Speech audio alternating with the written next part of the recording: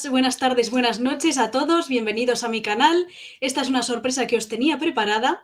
Como sabéis, estamos creciendo bastante, cada vez somos más en esta comunidad, en esta pequeña comunidad dedicada a la música y a la búsqueda de la armonía.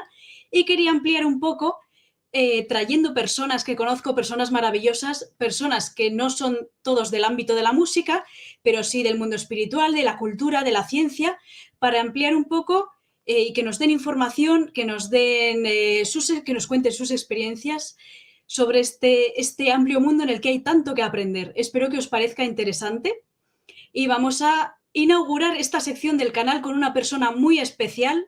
A lo mejor alguna vez me habéis visto con ella. Es una mujer que desprende alegría, que desprende energía, que desprende positividad.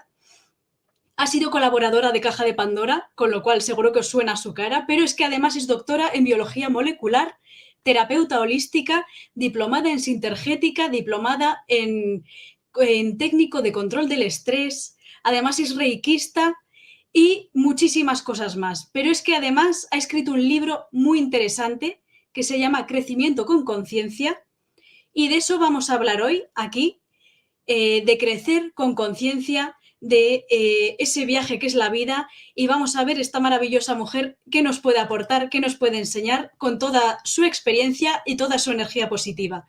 Así que con todos vosotros os presento nada más y nada menos que a Verónica Fernández. Vero, bienvenida a este canal que por primera vez tiene una persona invitada de fuera del ámbito musical. No todo va a ser música, vamos a hablar de Oh, muchas cosas hoy. madre mía, qué honor, Dios mío, sin presión, gente, sin presión ninguna.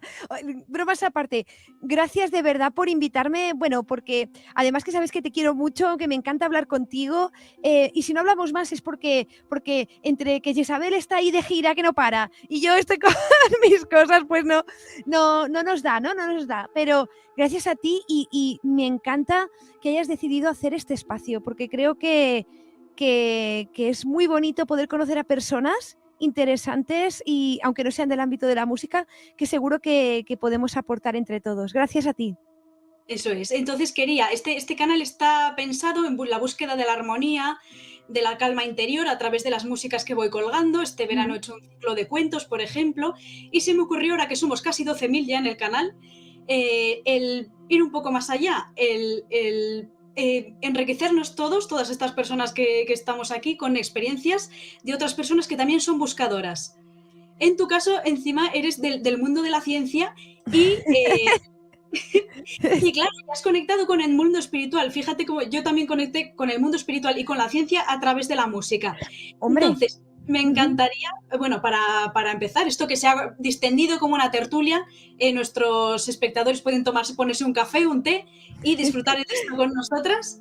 Entonces, para empezar, ¿cómo te definirías tú y cómo descubre el mundo espiritual toda una doctora en biología molecular? Cuéntanos. Uy, cómo definiría yo? Venga, pon a grabar, que aquí nos vamos a quedar unas cuantas horitas. No. Pues mira, me defino, lo has dicho muy bien también antes, yo me defino como una buscadora. Bueno, más que una buscadora, que también, como un aprendiz. Yo no sé si me dediqué a la ciencia por mi curiosidad de aprender cosas nuevas y de buscar soluciones a mis preguntas, o bien fue una consecuencia. O sea, no sé si qué vino antes, el huevo o la gallina, ¿no? Pero sí que es cierto que siempre he sido una persona muy curiosa y muy inquieta intelectualmente, en el sentido que siempre estoy buscando, leyendo, me encanta leer, sobre todo creo que no me da miedo adentrarme en temas, digamos, que no son afines a lo que yo sé, ¿no? Y así fue, bueno, así es como yo me definiría, una buscadora, pero sobre todo un aprendiz, porque creo que fue Sócrates que dijo cuando ya al final de su vida que él solo sabía que no sabía nada. Pues os podéis creer que eso es lo que siento yo. O sea, a medida que pasa el tiempo, cada vez me doy cuenta de que sé menos, porque cada pregunta que me hago es como que me amplía más la visión y se contesta con una respuesta que me abre a nuevas preguntas. Entonces, sinceramente, me considero más un aprendiz. Y como soy un aprendiz, busco mucho. Eso por un lado. Por el otro, ¿y cómo me introduje en el campo de la espiritualidad y el crecimiento personal? Pues mirad, en realidad los científicos se definen como personas que observan algo del mundo material concretamente o normalmente y se hacen una pregunta sobre ese algo, sobre normalmente una incógnita, hacen una pregunta, establecen una hipótesis, es decir, imaginaros que, pues no sé, podría ser una pregunta como ¿la música y las matemáticas tienen algo que ver? Y entonces haría una hipótesis que sería, sí, tienen algo que ver. Y entonces haría o diseñaría un conjunto de experimentos que pueden ser mentales, porque por ejemplo en el campo de las matemáticas hacer experimentos, yo vengo del campo de las ciencias experimentales donde tocamos, ¿no? Y hacemos experimentos con las manos haciendo cosas. En las matemáticas o la física teórica así no puede ser. Pero imaginaros que esta es mi hipótesis de que sí que tienen algo que ver. Diseñaría experimentos o algún tipo de proceso que me permitiera determinar si las matemáticas y la música tienen algo que ver. Si fuera así, perfecto, tenemos esa hipótesis comprobada que seguramente con las observaciones de nuestros experimentos habrá abierto nuevos interrogantes y seguimos. ¿Que la hipótesis dice que no es así? Pues o reformulamos la pregunta o ya vemos lo que hacemos. Pero me vengo a referir que los científicos son buscadores y todos en el fondo somos científicos porque todos en algún ámbito de nuestra vida nos hemos planteado alguna pregunta o hemos tenido algún problema con el cual nos hemos formulado una pregunta y hemos hecho algo para ver qué pasaba, ¿no? Así que dentro de este entorno, el hecho de que yo me introdujera en este campo también era muy científico. ¿Por qué? Porque resulta que, bueno, siempre me había gustado el crecimiento personal y espiritual desde los años 90. Cuando era adolescente, mis amigas en esa época me regalaron mi primer libro, que era un libro de Louise Hay, que lo tengo por aquí, se llama Pensamientos del Corazón, es muy bonito, os lo recomiendo. Y así me introduje en el campo del pensamiento positivo y las afirmaciones, y me pareció la bomba. Y como buscadora y aprendiz, pues seguí aprendiendo y toda mi vida pues, he tenido muy clara la pata del crecimiento personal y de hecho ha sido muy importante para mí porque en momentos de estrés, en los exámenes, por ejemplo, muchas otras cosas en procesos selectivos, me ha servido mucho. Pero el hecho es que, bueno, ya al cabo de los años, bueno, me doctoré en biología molecular del cáncer, estudié un tipo de leucemia y luego pues pasé, dentro de mi experiencia profesional, pasé a ser responsable de un laboratorio. Y en ese laboratorio, bueno, me convertí en madre y ya la cosa ya me empezó como a cambiar, ¿no? Pero es que además una compañera mía estaba muy vinculada a las terapias energéticas y hizo un programa y me dijo que sí que podía hacer de conejillo, o sea, si podía probarlo conmigo, vamos, si yo podía ser su conejillo de indias, ¿no? Y yo le dije que sí, que no, pues, vamos, que no, y vamos, yo no sé qué me hizo, que os digo de verdad, me dio un mareo, dije, esto tengo que investigarlo.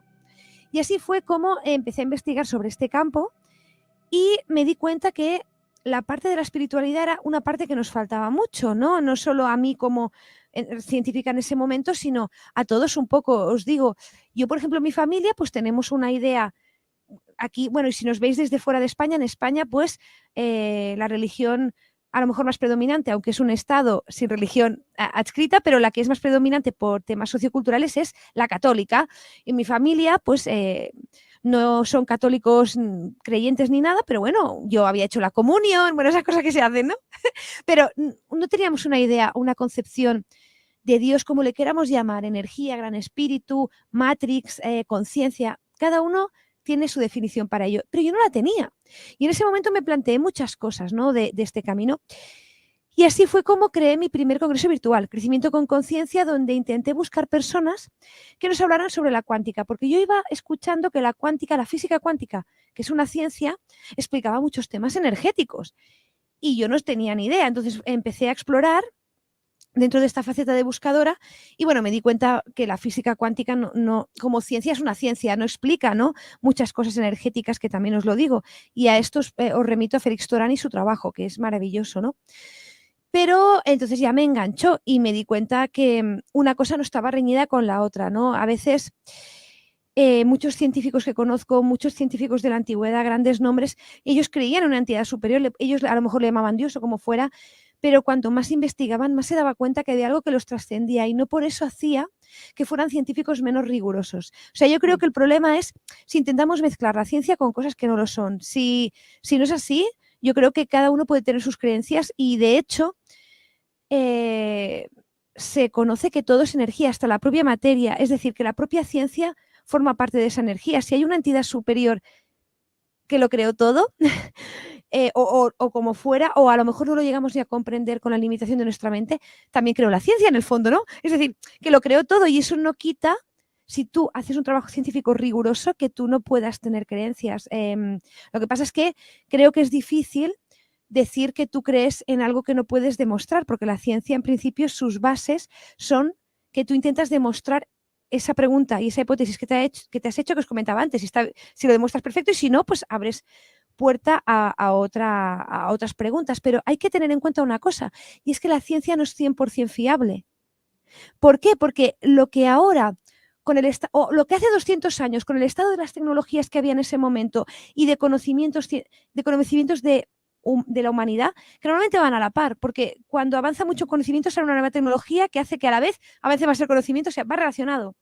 Lo que hace 200 años era una verdad absoluta, ahora a lo mejor ya lo podemos desmentir, porque imaginaros, porque hay un telescopio más grande, que llega más lejos, quiero decir, que está en continua evolución. Por lo tanto, yo creo que la ciencia es la primera que podrá a lo mejor determinar si en el campo de la espiritualidad hay algo que demostrar. Ya se han hecho muchos experimentos a nivel meditativo, cómo afecta a nivel cerebral la dinámica de las ondas cerebrales, etcétera, etcétera.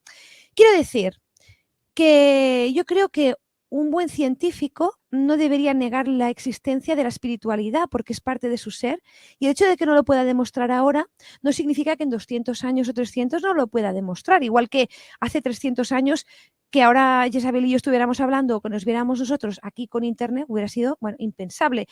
Pero es posible, porque el conocimiento acumulado de la historia llegó a un punto en el cual se hizo esto posible.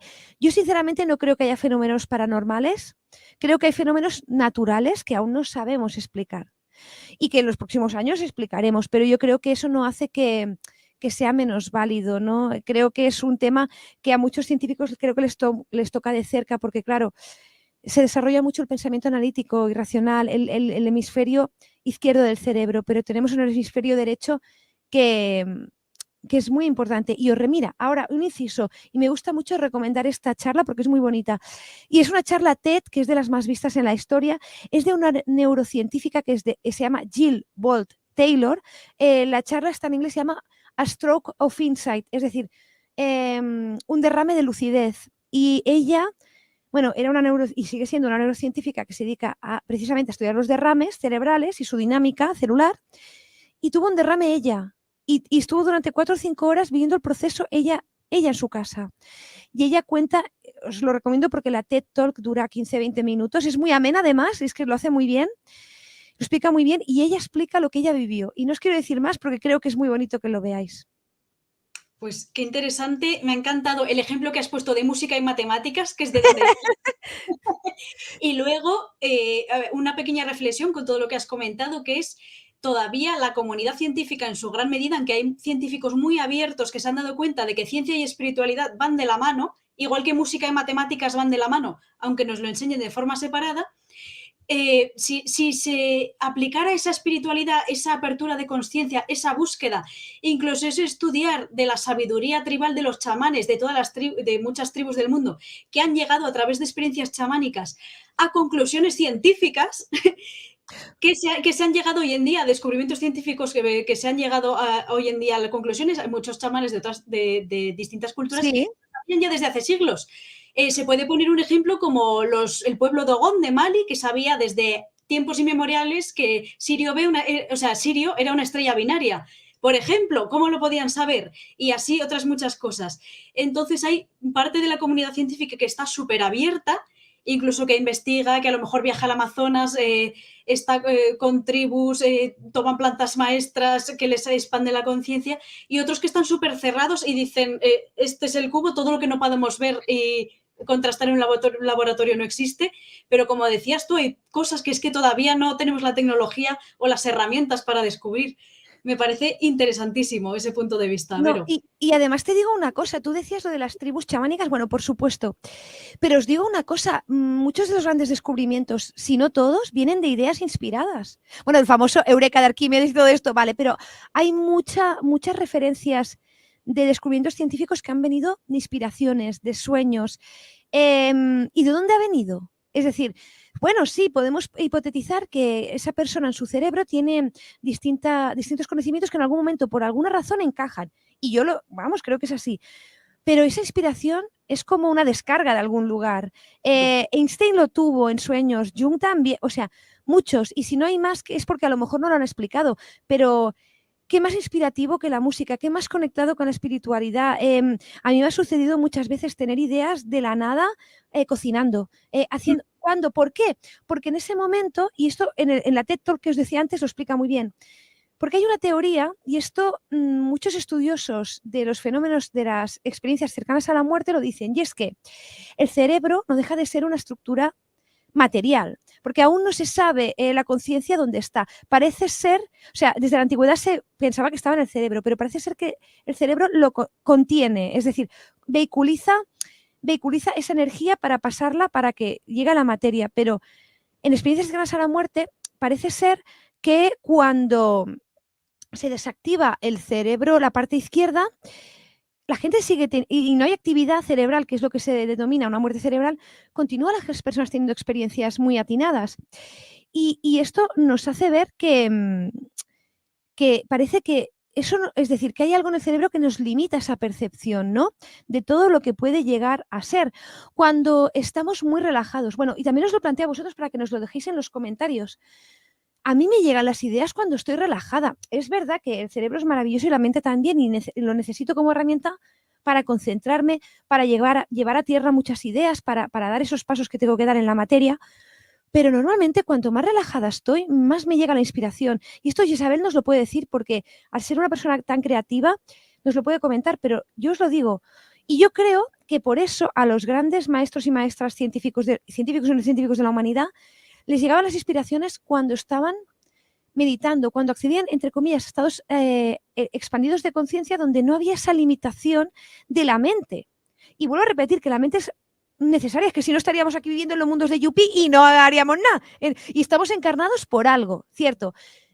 Pero cuando uno está estresado, bueno, para empezar, cuando uno está estresado, el riego cerebral se va a las extremidades para que puedas huir si hay algún peligro. Entonces ya no puedes pensar muy bien, ¿vale? Ya no hay muchos procesos cognitivos ahí. Lo justo para irte, para defenderte o correr. Entonces, yo creo que es necesaria esa expansión, y a lo mejor esa expansión se da porque tú te estás duchando y estás tan relajado que, ¡pum!, baja la idea que llevabas tiempo esperando. Bueno, y los sueños ya os digo que es una fuente inagotable porque en ese momento se nos apagan todos los sentidos y te andamos rienda suelta a cosas que a veces nos autocensuramos conscientemente. Entonces, ¿verdad, Isabel, que a ti te debe de pasar la inspiración? Exacto.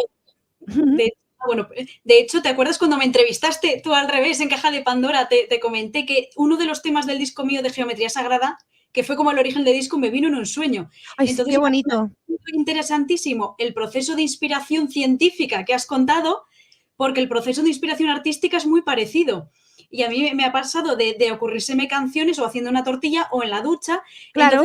Entonces, al final es como traer un estado meditativo a la vida diaria. Y hay un momento en que entras como en coherencia a nivel físico, emocional, mental, y en ese silencio de la mente es como que viene la idea. Creo que de alguna forma esas ideas están ahí, ¿no? Flotando en algún, llámalo archivo cósmico o en el éter, en lo que sea, y como consigues conectar esa llamada de la musa que se decía antes, me ha hablado la musa, creo que es conectar con algo más elevado, con un plano superior, llámalo, donde está esa información, y de alguna forma el artista, el científico, sea la persona que sea, que esté en coherencia. El cocinero o la cocinera, que son artistas, vamos, todos. O sea, cualquier persona que haga algo o que vaya a crear algo, sea de lo que sea, en ese estado de conexión puede traer ideas y de alguna forma es lo que hace avanzar al mundo.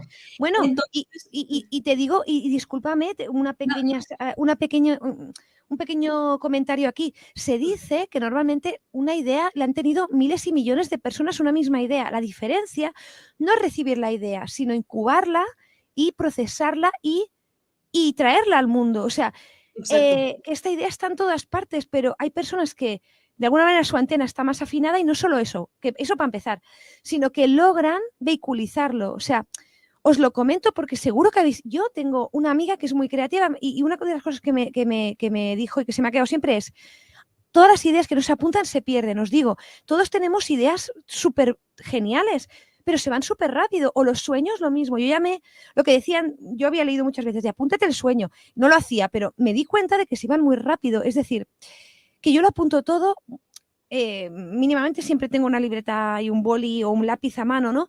Por eso, o sea, porque esas ideas se van y de verdad que luego ni me acuerdo haberlas tenido, las tiene todo el mundo, pero la diferencia es los que las ejecutan, porque es lo que comentaba, a veces se habla mucho de espiritualidad, pero sí, está bien, pero nosotros somos seres como, por decirlo, bidimensionales, tenemos dos dimensiones.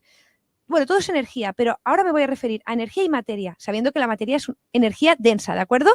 Pero tenemos un estado más energético sutil que no vemos tanto como la materia que sí que estamos viendo. Entonces, se dice que somos el puente entre el cielo y la tierra. Lo habéis escuchado a lo mejor mucho, de mirar al cielo con los pies en la tierra. Está bien, porque eso implica que somos capaces de crear, lo que se dice co-crear, que lo habréis escuchado muchas veces, de traer ese intangible a la tierra, de que Isabel componga, de que un científico tenga una idea y sea capaz de planificar un experimento. Puede tener una idea muy buena, pero si no es capaz de ejecutarlo y hacer el experimento y sacar conclusiones, ahí se va a quedar. Entonces, yo creo que es muy importante la acción, por eso mismo lo reivindico, en temas como El Secreto y muchos otros textos y escritos afines, se incide, ¿no?, en ese poder co-creador, pero la parte importante es esa acción de materializarlo ahí. Exacto. Y una parte importante que creo que es, para empezar esa acción, el punto de partida es la calma interior, el estar en coherencia. Entonces, algo que recomiendo muchísimo en mi canal es la meditación, en silencio, que el silencio es música también, o bien acompañada de músicas, que en mi canal podéis encontrar muchas. Entonces, te quería preguntar, Vero, si tú meditas, que me imagino que sí. ¿Así? ¿Cómo lo haces? O sea, ¿qué técnicas, qué métodos utilizas y qué beneficios obtienes a meditar? Y si de ahí te viene inspiración luego para escribir. Entonces, cuéntanos ese proceso de Sí, meditación. sí, encantada de la vida. Pero mira, me gusta mucho que digas eso, porque es cierto, sin el silencio no habría música. Porque habría así como un caos de sonidos, ¿no? Y a veces uno lo olvida, que el silencio forma parte de uno mismo. Y de hecho el silencio, me gustaría saber si realmente es un silencio, eso es para la oreja humana. Para otras especies a lo mejor ahí hay un batiburrillo que te cagas. Pero... Bueno, sí. Por nuestro rango auditivo, que abarca de 20 hercios a 20 kilohercios. Entonces, realmente hay sonidos por debajo y Sí, por sí. encima, lo que llamamos ultrasonidos e infrasonidos. Bueno, de hecho se dice que el sonido, bueno, que todas las moléculas vibran, eso está claro, ¿no? Más rápido sería la energía más sutil que no vemos, más lento sería más la materia, y ese sonido, o sea, esa vibración, toda la vibración es sonido. Y la podemos percibir o no, y se dice que el primer sonido universal es el OM, puede que lo podamos paralelizar al Big Bang, y que hay ese sonido que no es audible si no expandes bien la conciencia. Y también necesita un medio para conducirse, ¿no? También, bueno, en fin, es que es interesantísimo este tema, pero sí, la meditación. Y esto es muy curioso también, os lo tengo que explicar. Sí, Yo bueno. llevaba años practicando yoga, me encantaba, bueno, me encanta y me encantaba, ¿no? Y me encantaba hacer las asanas, que son las posturas. Y a mí lo de meditar me aburría supinamente. Y el día que tocaba yo decía, ¡oh, qué rollo! No toca meditar. Bueno, en fin, porque yo soy muy inquieta, ya os digo, mentalmente no paro. Pero ¿qué me pasó? Que en el 2016, en verano, por esta época, me tuve un ataque de vértigo. Nunca me había sucedido. No sé si te ha pasado nunca, Isabel, pero a las personas que están con nosotros es como... O sea, es una sensación horrorosa que yo me levanté de la cama y todo me daba vueltas. O sea, era como si fuera una montaña rusa, como si lo hubiera subido 20 veces, horroroso. Un mareo, todas las paredes se me movían fatal. Me hicieron un montón de pruebas y no encontraron nada. Se ve que, bueno, estaba un poco estresada y a nivel cervical se ve que a lo mejor esto me había podido afectar.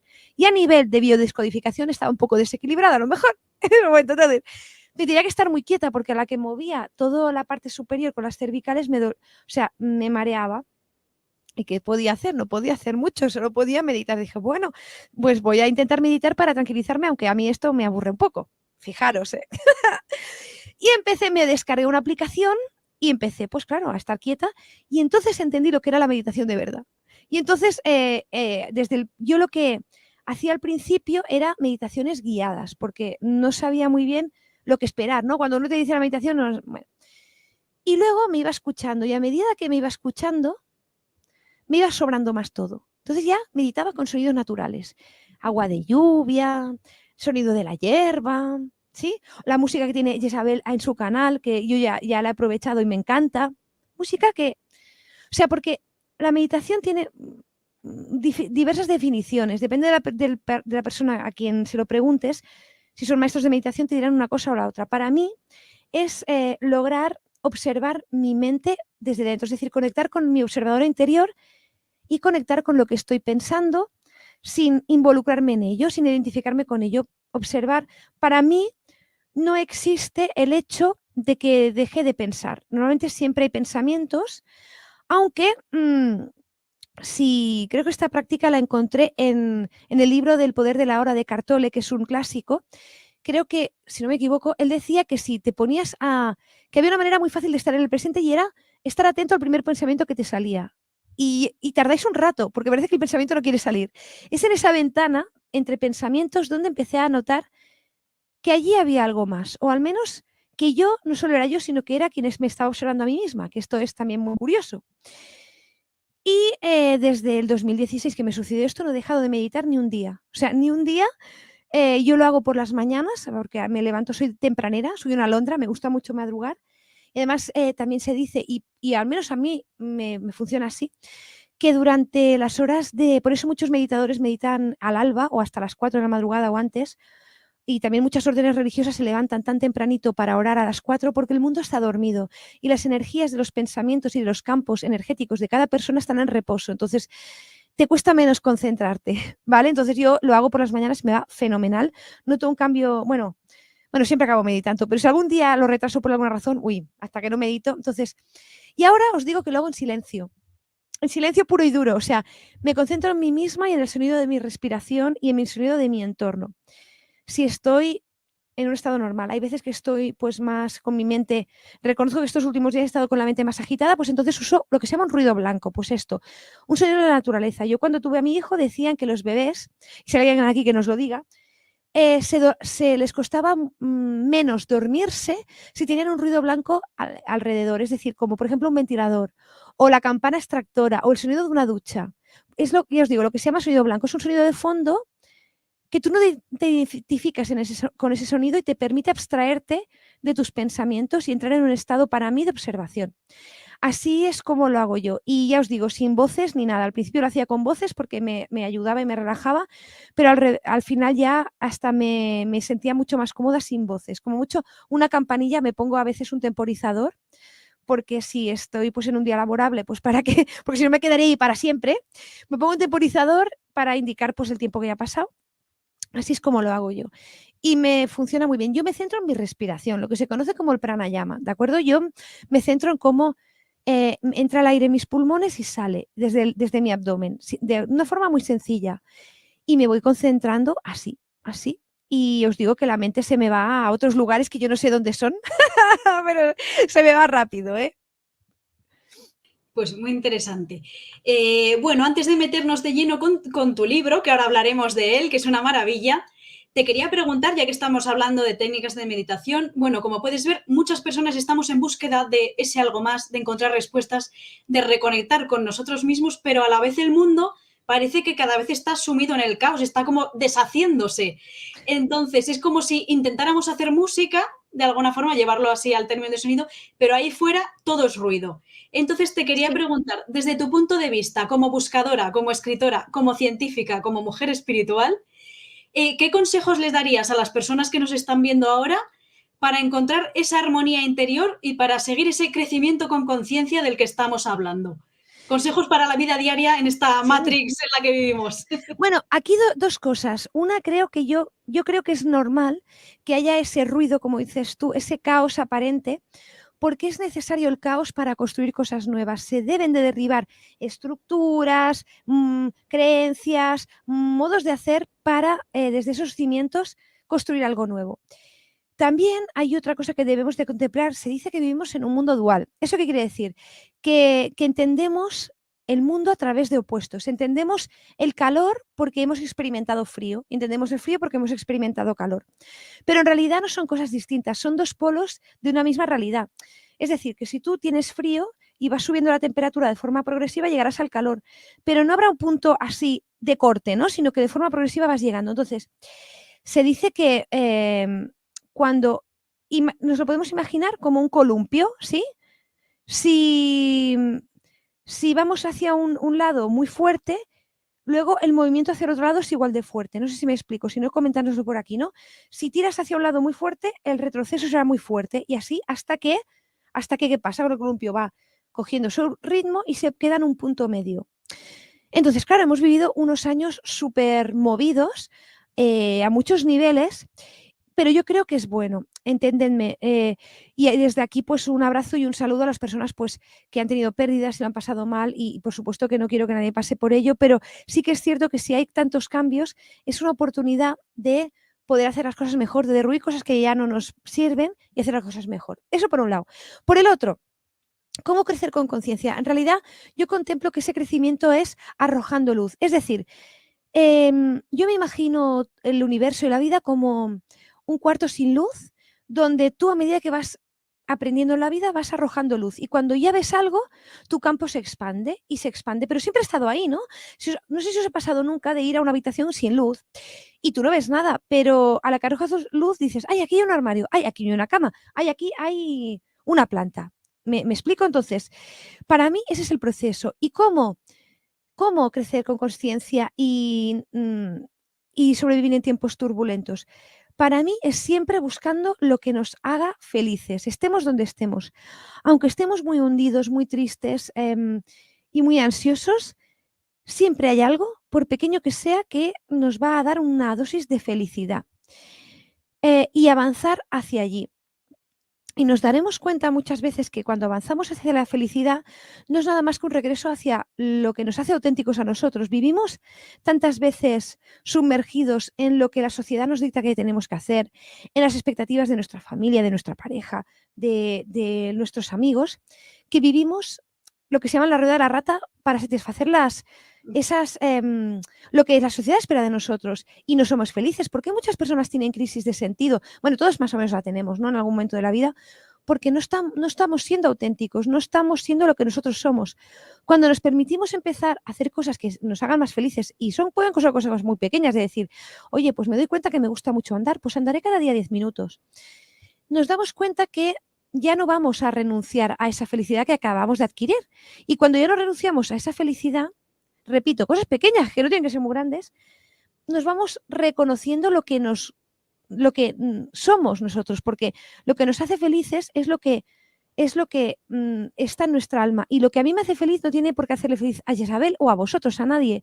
Es muy íntimo y personal y es un camino de autorredescubrimiento. ¿Por qué veréis que muchos maestros espirituales dicen que al final todo está en volver a uno mismo, que el regreso a casa es volver a ti mismo? Porque realmente es volver, es conocerte, reconocerte y saber lo que eres y lo que no eres más allá de la sociedad. Picasso, no sé si lo sabéis, él fue un niño, fue un niño prodigio. Él desde muy pequeñito pintaba muy bien y él en sus primeras etapas eran dibujos muy, muy de la academia, ¿no? El bodegón, la figura, pero muy, o sea, lo hacía increíblemente bien, impecablemente bien, pero era lo que se hacía en esa época, los cánones normales.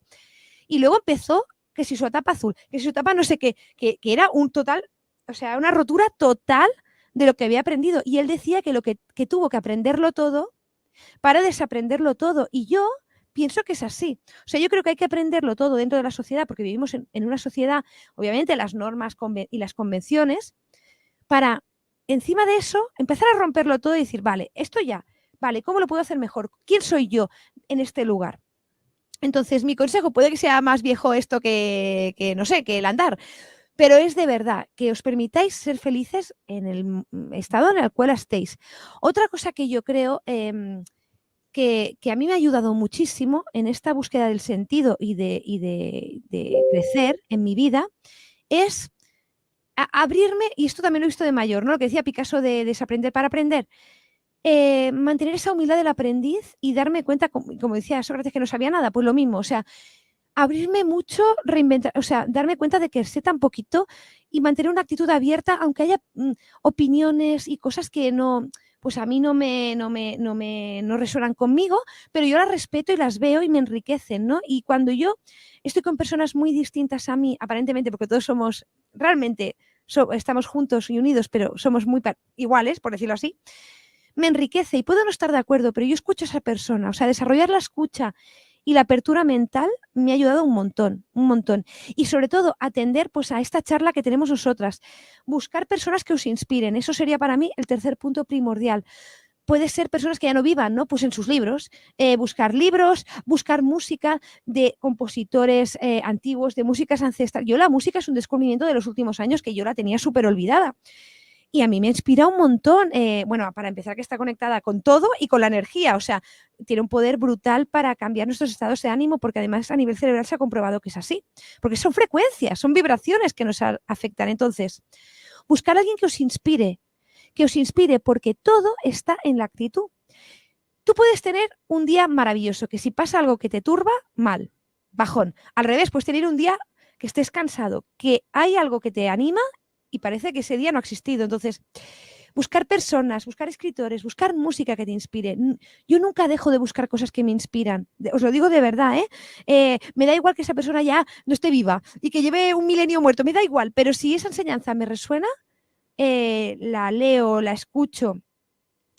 No sé, creo que por eso yo siempre lo digo, pero creo en la reencarnación por el solo hecho de que me parece increíble que en una sola vida no hay tiempo para nada. Entonces, no puede ser que, o sea, no, para ver tanto, para conocer a tantas personas. Y dentro de esa inspiración, una parte muy importante para mí son las personas con las que me relaciono. Personas, mis vecinos, mi familia cercana. No estoy hablando de grandes maestros que también he tenido la fortuna de conocer y espero conocer más, ¿no? Estoy hablando de nuestras relaciones. Nuestras relaciones son nuestro mayor espejo, con quienes pasamos más tiempo, con quienes aprendemos más. Y de hecho dicen que hemos venido aquí a aprender de las relaciones. Hay un libro muy bonito que, esperad que alargo el brazo por aquí. Aquí tengo mi librería, ¿no la veis? Que se llama El contrato, no sé si se ve bien, El contrato sagrado de Caroline Myss. Caroline Myss es una especialista en arquetipos, entre muchas otras cosas. Y este libro va sobre cómo encontrar nuestra misión de vida y en ella se establece la hipótesis de que que todos nosotros aquí, todas las personas con las cuales interactuemos, sea un minuto en la cola del pan, sea una hora aquí, todos viéndonos aquí en las caras, lo que sea, son relaciones que le llamas sagradas, son contratos sagrados que nos vienen a aportar algo. Hasta una ruptura amorosa es un contrato sagrado que nosotros de alguna manera antes de venir aquí ya habíamos establecido. Cuando empiezas a ver, bueno, es un libro un poco, ya veis que es un poco tocho, pero yo tengo todo marcado, pero cuando empiezas a ver las relaciones así, os aseguro que yo desde entonces ya no las veo igual. O sea, para mí todas las relaciones tienen un porqué, aunque sea alguien por la calle que no he visto nunca y nos sonreímos porque nos pasamos por la calle, o sea, tienen un porqué. Pues madre mía, vaya, no quería interrumpirte, pero tenía ahí como puntos ahí para intervenir porque te has ido adelantando a las siguientes preguntas que te iba a hacer. Así que luego volveremos. Quería hacer un apunte interesante sobre la felicidad, que era justo el siguiente punto. Sí. Fíjate cómo esa búsqueda de la felicidad es algo que ha preocupado al ser humano desde la antigüedad. Uy, Ya sí. los filósofos griegos ya se planteaban cómo se podía llegar a esa felicidad. Por ejemplo, Aristóteles decía que era una mezcla equilibrada entre placer y sabiduría, que casualmente es lo que podemos encontrar, ¿no? El placer y la sabiduría de leer un buen libro acompañado de música. Como decías tú, en las pequeñas cosas está en el medio está la virtud, en las pequeñas cosas está la armonía. Fijaos cómo tanto los estoicos o los taoístas buscan esa sabiduría, ese conectar, ese ir más allá, con tener un equilibrio en la vida, buenas acciones, buenos pensamientos, buenas palabras. Lo que pasa es contigo, todo lo que te haga alguien externamente que no te afecte, dejarlo pasar. Todo eso son pasos que te acercan a la sabiduría y la sabiduría te acerca a la felicidad. Me parece bastante interesante, sobre todo hoy en día que la gente tiene tanto acceso a lo material en general y nos han engañado, sobre todo en nuestras sociedades modernas occidentales, de compra más, consume más, ten más y serás más feliz. Y al revés, estoy de acuerdo en lo que decías tú de el camino es hacia adentro, es ese volver a casa, es volver a ti, volver a reconectar. Así que estamos súper de acuerdo. Sí, un apunte aquí. Claro, yo la felicidad creo que es un término que os ha usado de una forma a veces no como muy utópica, no sabemos muy bien. Para mí, más que la felicidad, que también, para mí sería más el bienestar, porque yo creo que el bienestar es un estado del ser en el cual tú estás pleno o plena, pero eso no impide que tú experimentes tristeza, ¿no? En un momento determinado. Si habéis visto la película de Pixar, que es muy bonita, la de Inside Out, del revés se llama, sobre el viaje de las emociones, allí se plantea cómo la tristeza es muy importante. Quiero decir, que para mí sería como el combo armónico de todo un poco, ¿no? Que te hace valorar, ¿no? Lo que tienes. Para mí eso es si es que se puede decir felicidad, ¿no? Más, yo os digo, para mí sería más, yo uso más bienestar, ¿no? De estar bien, ¿no?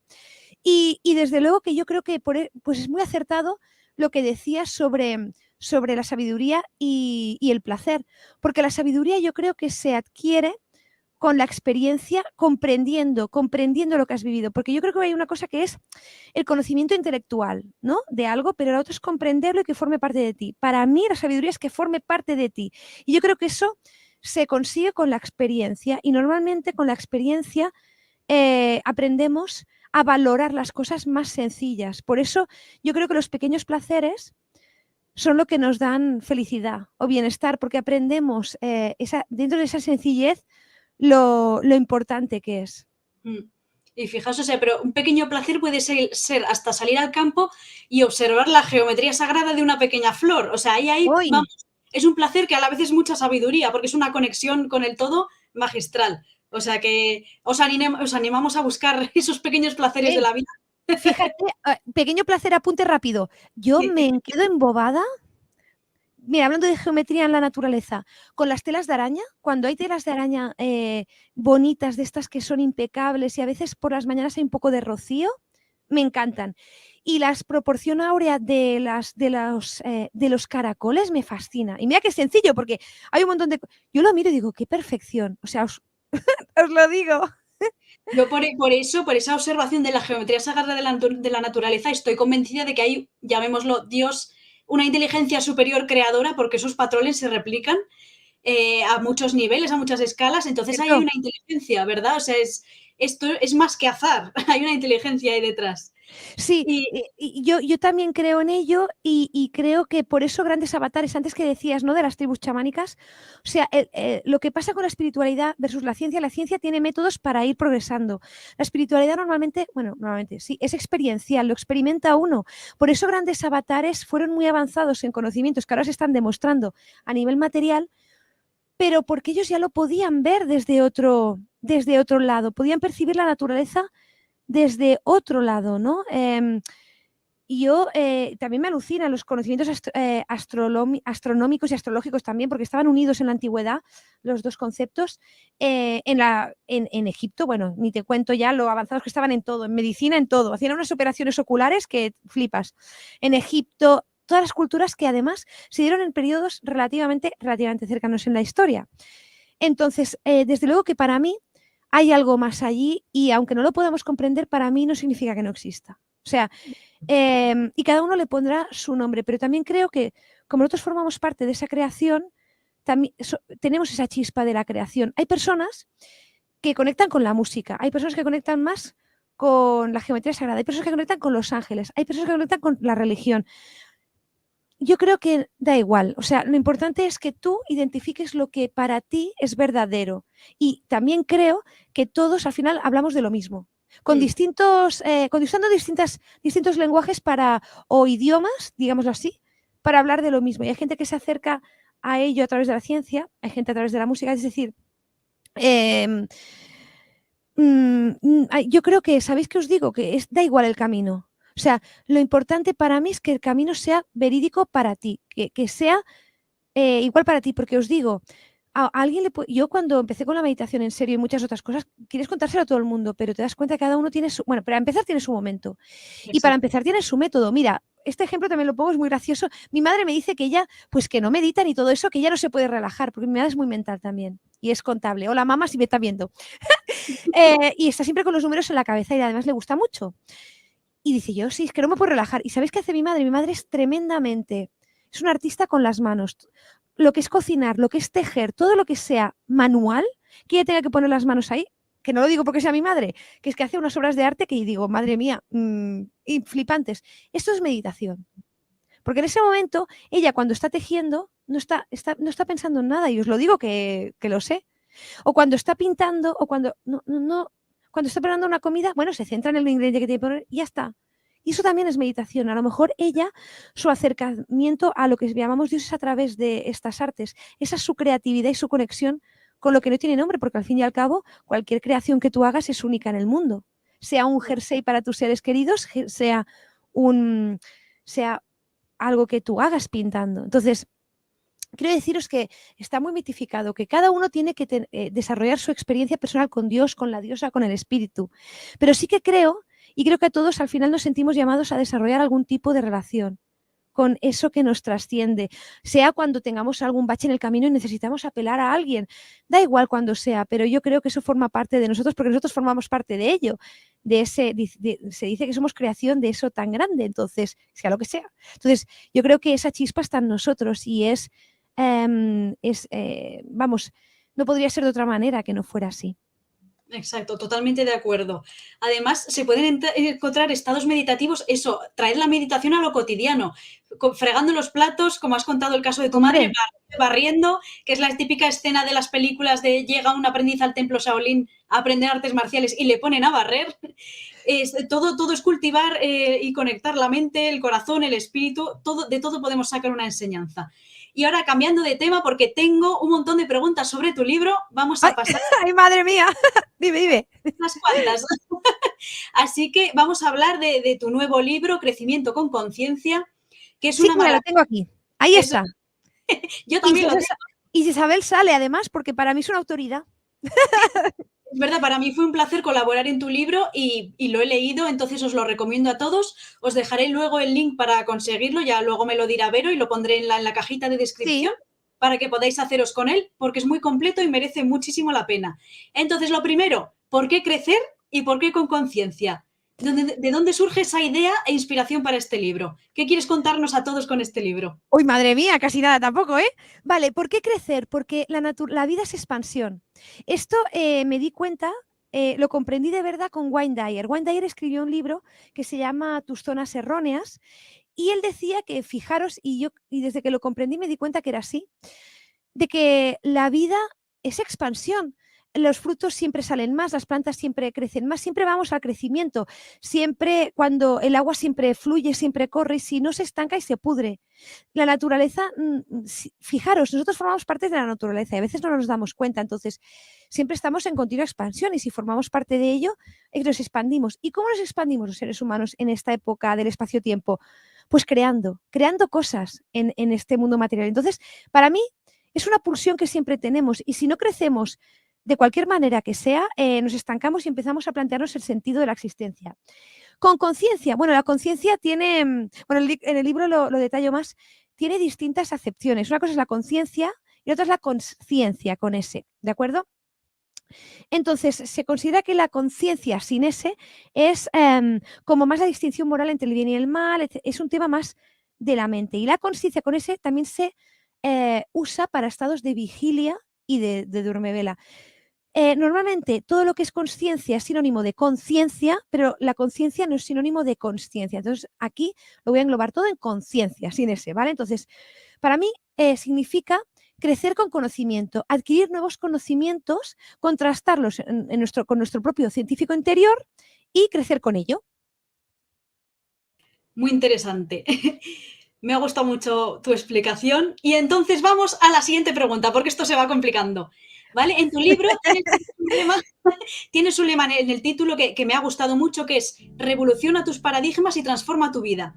Entonces, a mí la cuestión que me surgió al leer este lema, esta frase que resume un poco la idea del libro, es cómo podría una persona estándar que tiene la vida hecha, sus costumbres, las creencias Sí. férreas, que a veces, ¿sabes?, se hacen su composición de todo y es imposible sacarles de ahí. ¿Cómo podrían romper esos paradigmas y abrir la mente a nuevas posibilidades? Que además la realidad está llena de posibilidades. Entonces, si nos puedes contar algo al respecto. Pues fíjate, leyendo algo distinto, tan fácil como eso. Es decir, estoy convencida que la persona que llega a esta entrevista o que puede llegar a un libro como el mío o a tu música, porque tu música no es solo música, es mucho más que eso, es un interruptor de la conciencia, haces clic, clic, clic, clic, madre, que yo tengo el álbum de Geometría Sagrada, no veas la que me lo pongo yo para inspirarme. Bueno, volviendo al tema saliendo de la caja, o sea, es lo que se llama zona de confort. Y se dice que todo lo bueno está fuera de la zona de confort. Una persona que conozco decía que era una zona de mierda, no era una zona de confort, porque te impedía crecer. ¿Y por qué? Porque para crecer necesitamos ver nuevas realidades. ¿Os acordáis de lo que os comentaba de que para mí era como que vivíamos en una habitación oscura y arrojábamos luz con una linterna? Pues es lo mismo. ¿Y esa linterna qué es? Conocer cosas nuevas, nuevas realidades. Ir a una librería o por internet y buscar un libro que no hayas leído nunca. Eso para mí sería expandir tu conciencia, escuchar personas diferentes que piensan diferente, sobre temas diferentes. Para mí solo es la disposición a estar abierto, a atreverte a ir a un evento con gente que no conoces. Para mí eso son maneras de revolucionar tus paradigmas. Un paradigma es un sistema y para revolucionarlo quiere decir que tenemos que salir del establecido que tenemos a otro. Pues es atrevernos. Lo único que necesitamos es la intención de atrevernos a decir, oye, voy a estar abierto a ver qué me llega sin juzgarlo. Voy a hablar con esta persona a ver qué me cuenta. Solo tener la intención de estar abierto, ni más ni menos. Muy interesante. Además, así se crean nuevas conexiones neuronales, con lo cual se sigue expandiendo la conciencia también. Otro paradigma que se rompió era de que solo se morían las neuronas desde que nacíamos, y hace muchos años que se ha visto que no. Que toda la vida, si le damos alegría al cerebro, se van creando nuevas conexiones, efectivamente. Bueno, pues vamos a rizar el rizo un paso más allá. En tu libro hablas de que todo es cuántico. Pasamos ya a conceptos de física cuántica. ¿Puedes explicar a nuestros espectadores qué significa este concepto? Y luego, me ha interesado mucho, cuéntanos cómo conocer a tu doble cuántico. ¡Uy! Madre mía, que necesitaremos 2 vídeos. Intentaré resumirlo porque esto es largo. Subido que aún quedan preguntas. Bueno, intentaré ir rapidito, ¿vale? Porque para que no se nos alargue mucho tampoco, que no os desconectéis de aquí.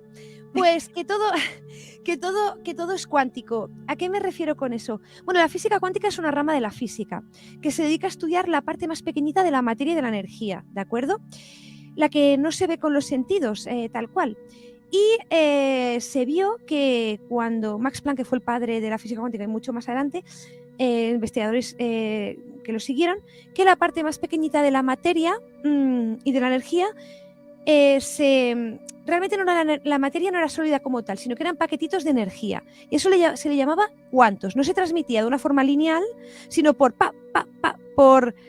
no sé cómo explicarlo, o sea, por trocitos de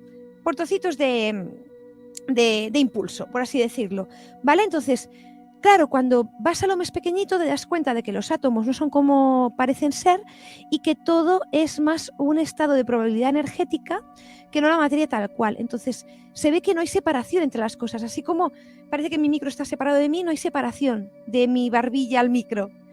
Y que todo, ¿sabéis la mítica frase que dicen que todo es, en la energía no se destruye, sino que se transforma? Pues así es, todo es un continuo de la energía que pasa por diversos estados. Por eso podríamos decir que todo es cuántico, aunque la palabra cuántica, como la de la felicidad, también se ha malinterpretado muchas veces. ¿Y la segunda pregunta cuál era, Isabel? Disculpa, que estaba con lo que es cuántico. La de cómo conocer a tu doble cuántico, que lo cuentas en el libro, sí. O cómo conectar con ese doble cuántico. Bueno, esta es una teoría del físico Jean-Pierre Mallet. Él estableció que existían, que teníamos 2 estados. Es que esto es flipante, tenéis que buscar un vídeo también, Teoría del desdoblamiento del tiempo, es que lo entenderéis mejor porque no es tan fácil. Donde nosotros, es decir, se vio que el cerebro no, o sea, bueno, esperaros un momento, otro símil.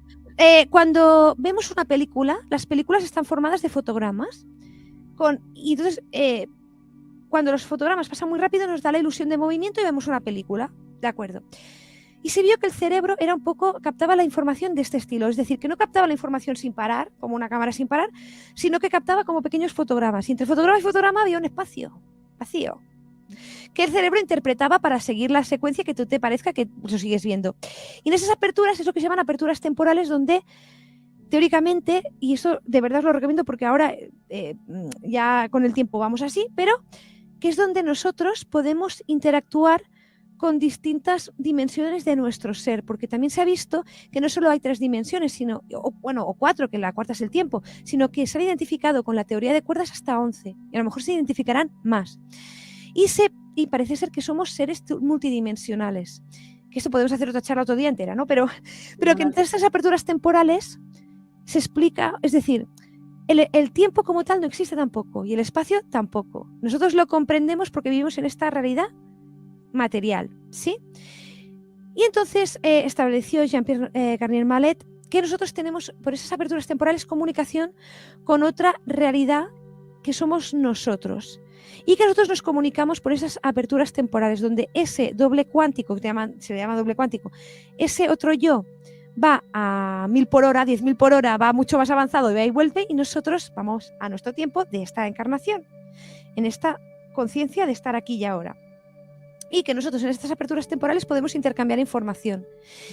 Os lo digo así muy brevemente, pero que todo tiene su teoría detrás. Entonces, nosotros por esas aperturas podemos intercambiar información. Por eso dicen que a veces tenemos corazonadas muy rápido, nos parece que a veces hemos estado en un sitio donde no hemos estado, conocemos a esa persona que que nunca hemos visto, y no es algo que conozcamos a alguien que se parece mucho a alguien que no lo conocemos de verdad.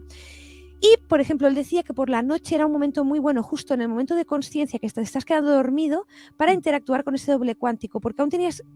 Seguro que os ha pasado, que te estás quedando dormido, te estás dando cuenta que te quedas dormido, pero no estás despierto del todo. Pues que allí era el momento en el cual tú podías interactuar, pedir alguna orientación o lo que fuera. Os recomiendo que busquéis un vídeo porque es un concepto alucinante.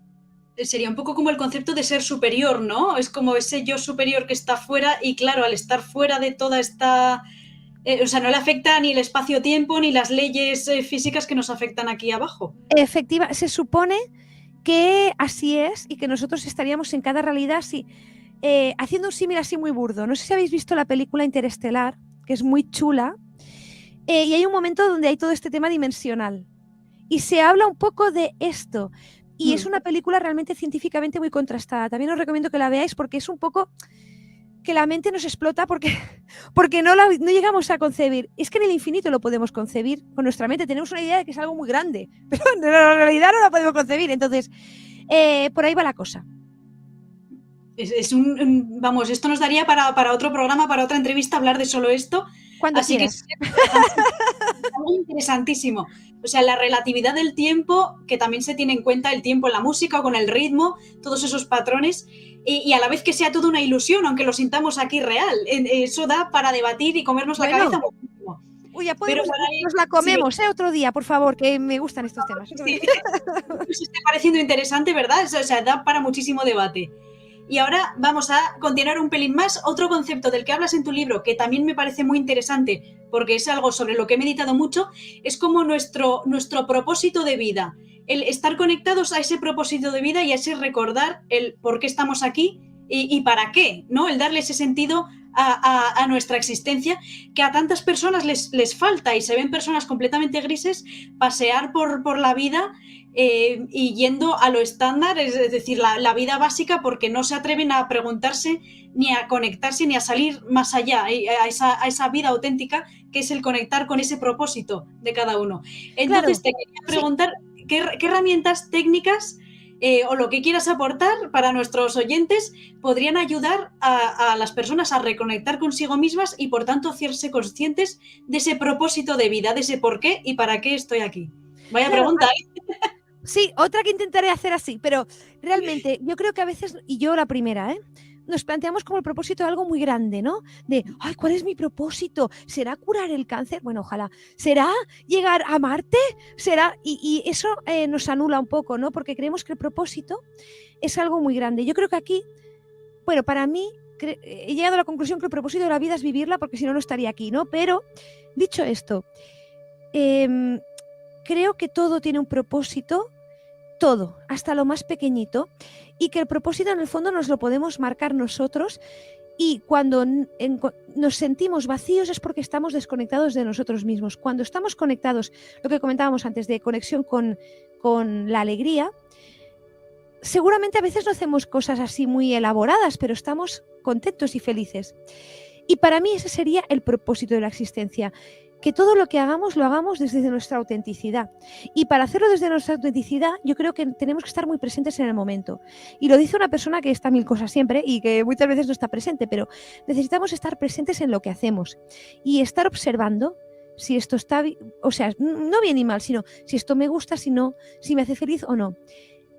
Y sigo diciendo, o pensando al menos, que lo que nos hace feliz es el camino que nos lleva a nuestro propósito. Es que a lo mejor nuestro propósito es cuidar de nuestra familia en casa porque es lo que nos hace más feliz en el mundo, pero como la sociedad nos ha inculcado que tenemos que, como mujeres, por ejemplo, que tenemos que ser mujeres, tener familia y ser una autoridad en nuestro campo, pues nos empeña. Hay muchas mujeres que su deseo es estar en casa con su familia cuidándola y están abocadas a una carrera corporativa por el que dirán, más allá de traer economía a su casa, ¿no?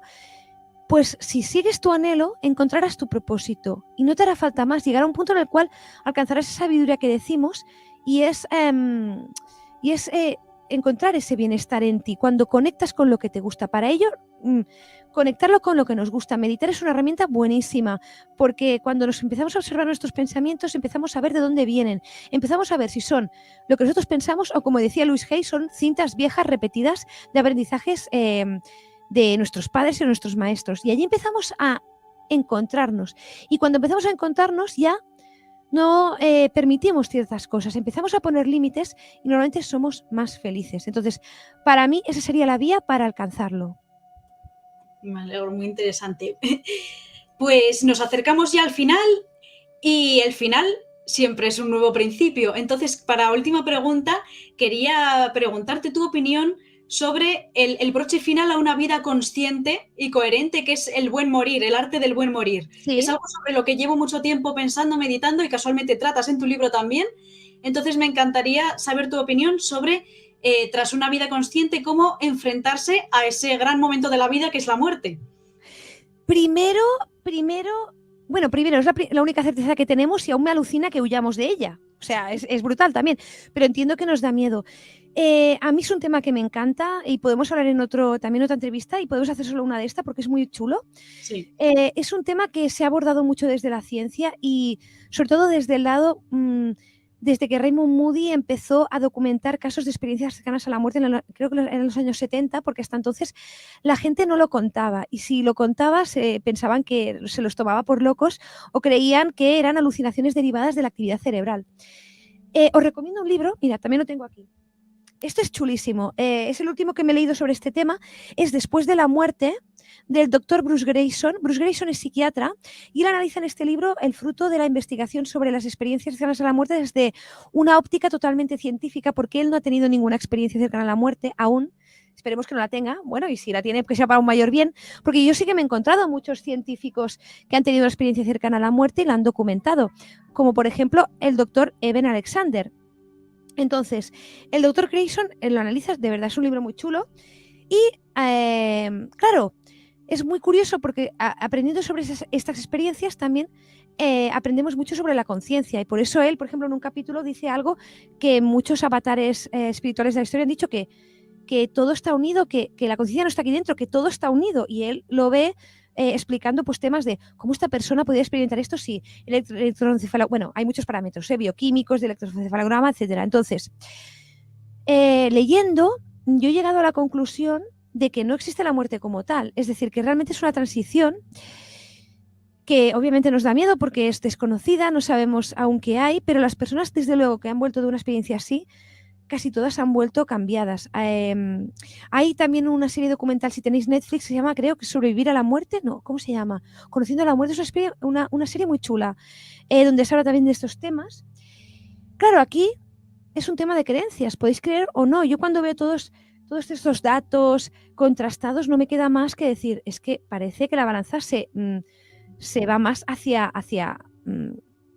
que realmente no existe, es una transición, no la podemos comprender bien, la conciencia, esto es un vestido de carne y ya está, ¿vale?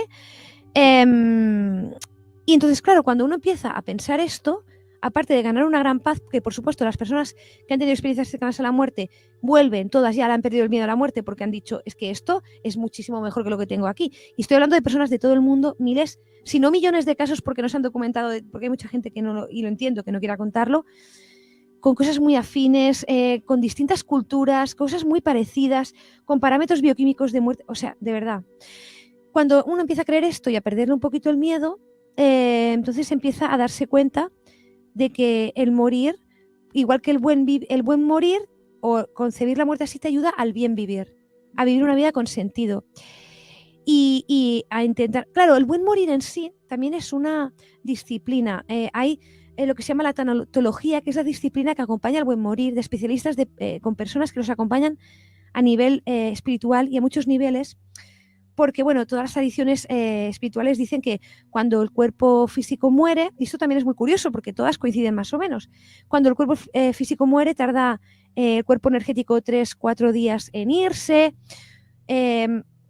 y muchos protocolos. Entonces, el arte del buen morir consiste en darse cuenta de esto según vuestras creencias, claro, y contemplar la muerte como un hecho más natural de la vida, como un viaje en el cual tú te desprendes de este vestido y sigues.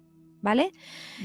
Y desde esta óptica, además de darte paz, puedes acompañar a tus personas. Bueno, os digo también cosas muy curiosas. Hay casos documentados, se dice, muchas personas cuando van a morir, en los últimos días dicen que ellos ven, o sea, que ven a sus seres queridos que están viniendo. Yo me acuerdo, mi abuela en sus últimos momentos veía a mi abuelo y estaba contenta y los veía, ¿sí? Y esto a muchas personas les ha pasado. Pero sí, es que se ha documentado a personas, acompañantes de esas personas que también los han visto. O sea, que han estado juntos en la habitación y que los han visto las dos personas. Quiero deciros, ¿es una alucinación colectiva esto o realmente hay algo más? Entonces yo prefiero creer que hay algo más. Las evidencias científicas a día de hoy me certifican que yo creo que hay algo más. Y hasta si nos ponemos muy, muy atrevidos, muy revolucionarios, se dice que hasta la idea de mortalidad es una creencia colectiva. Esto ya, niveles avanzados que yo no lo acabo de comprender, de que si nosotros como sociedad lográramos creer que no morimos, ni en materia, no moriríamos. Estaríamos ahí, pero bueno, para llegar a este punto ya, es una creencia súper que hay que entender mucho, ¿no? Pero se dice que hasta esto sería la última limitación que podríamos hasta trascender, el de la caducidad de la materia. Me explico, pero bueno, eso ya nos queda un poco lejos. Eso lo dejamos para otro programa porque hay tanto que hablar sobre este tema. Entonces, interesantísimo, de verdad. Espero que os haya parecido interesante a todos. A los libros que ha recomendado Vero, os recomiendo también sobre este tema de la muerte, La rueda de la vida, de la doctora Elizabeth Kubler-Ross. Lo tengo. Es muy por ahí. Es buenísimo. Si alguien busca como un médico contrastado, que todo tenga rigor científico, un buen libro. Y luego, yendo más allá, pues conoceréis Muchas vidas, muchos maestros, también del psiquiatra Brian Weiss.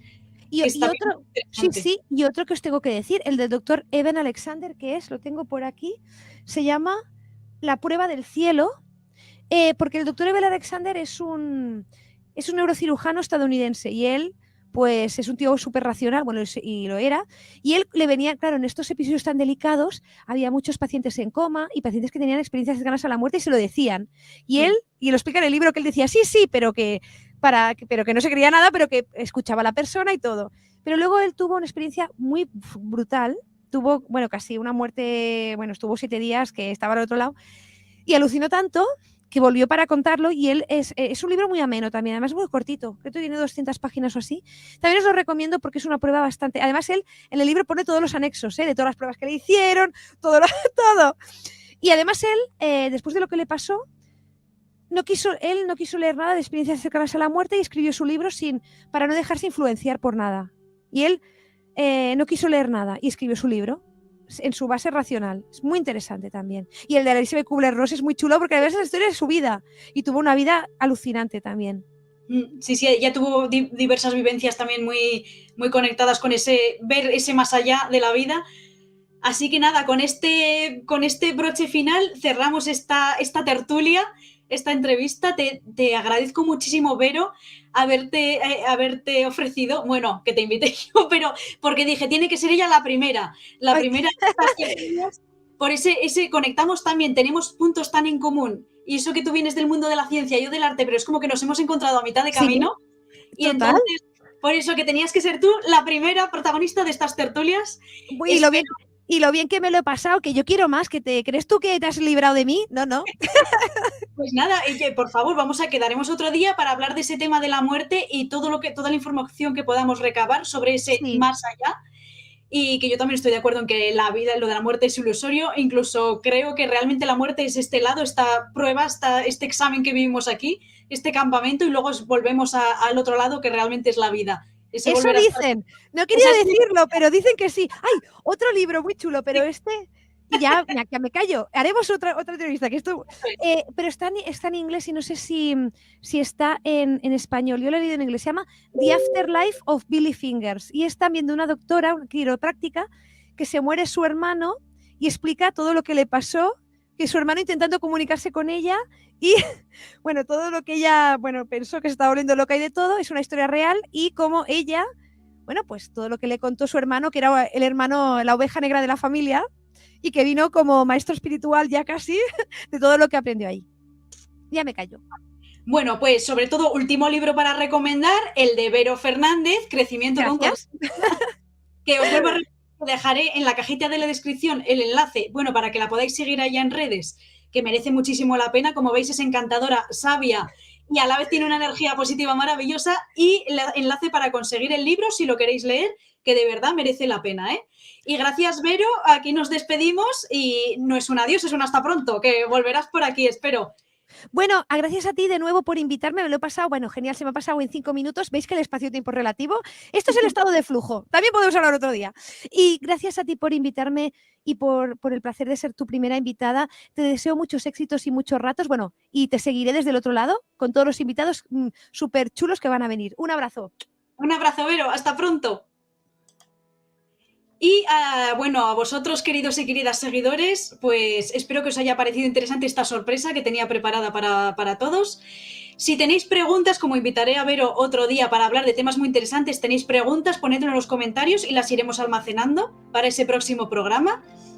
Y ya sabéis que este canal es muy amplio, entonces os invito a seguir las demás listas de reproducción que tengo, con composiciones, música, meditaciones, y ya sabéis, sigamos viviendo conscientemente y con esa búsqueda de la armonía que nos acerque más a todo ese potencial que tenemos. Así que nada, me despido y hasta la próxima.